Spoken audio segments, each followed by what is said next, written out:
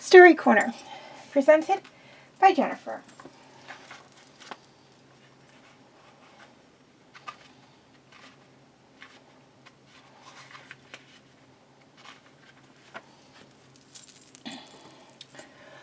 Who was the thief?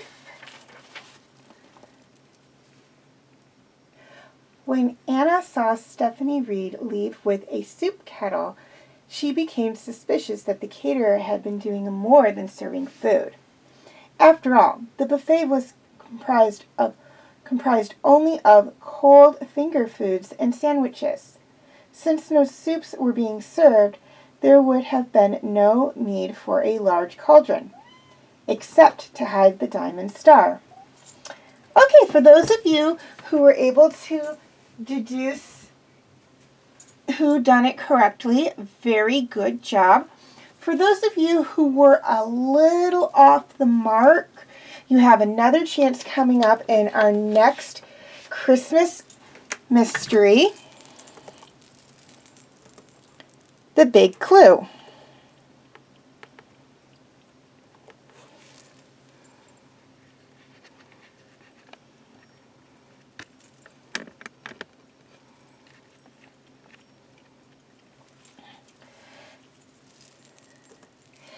Detective Carly Kay put down the telephone and turned to her partner. "Joe Brody just knocked off the bank in Milford," she announced grimly, "and just before Christmas, no less. He's probably hiding out somewhere here in town." "So I guess we start with the usual suspects," Sergeant Bill Morgan asked. Kay nodded. "Let's go see if he's paid a visit to his ex-wife." The officers arrived at the home of Shirley Brody, a hairdresser with a sour disposition and a metal spoon in her hand. "I haven't seen that bum in 6 months," she stated, crossing her arms defiantly. "And I wouldn't take him in if I did. Now, if you'll excuse me, I'm making my famous Christmas soup." She began to close the door. "Just a minute." Kay pulled out her notebook. "Any idea where Joe might have gone? Anyone he would trust?" "Try that hussy he left me for," she declared. "Amy Watson. She lives next door to that ridiculous vegan cafe she runs on Elm Street." With that, she slammed the door. Through the window, the detectives could see Shirley stirring a large pot on the stove. Amy Watson was struggling under the weight of 2 grocery bags and a gallon of milk when the officers approached her on her front steps. "Joe? I haven't seen him for days. I can't believe he'd go back to his old ways. I thought I was helping him see the light." "The light?" Morgan asked. "I've been trying to get him to change his eating habits, bit by bit, of course, and to live a healthier, more spiritual life. And it was working. Joe told me he wanted to be more like his brother Ralph. He's the city alderman, you know." She sighed. "I hope you're wrong about Joe." "Thanks for the tip," Kay said, motioning Morgan to follow her. "You don't really think the bank robber would hide out at the home of an alderman, do you?" Morgan asked as they got into the car. "Well, it's worth a shot.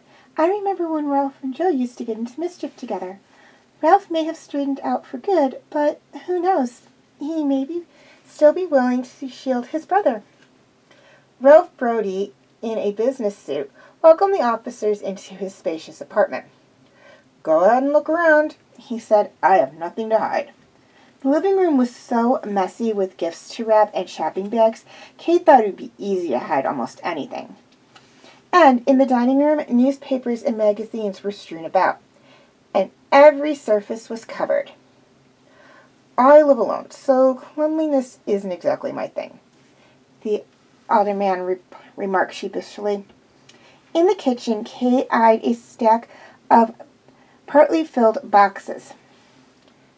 "It looks like you're getting ready to move," she said. "No, I'm just in the middle of reorg."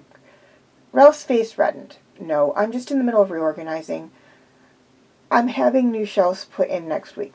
You know, sprucing up the place." "Nothing here," Morgan muttered to his partner after 10 minutes of looking around. She nodded, and the 2 officers departed. Well, Morgan said, pulling on his seatbelt, looks like we're going to have to track Joe Brody another way.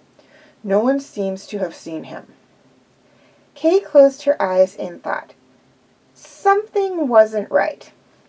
Suddenly her eyes opened wide. I know where he is, she declared. Where was Joe hiding?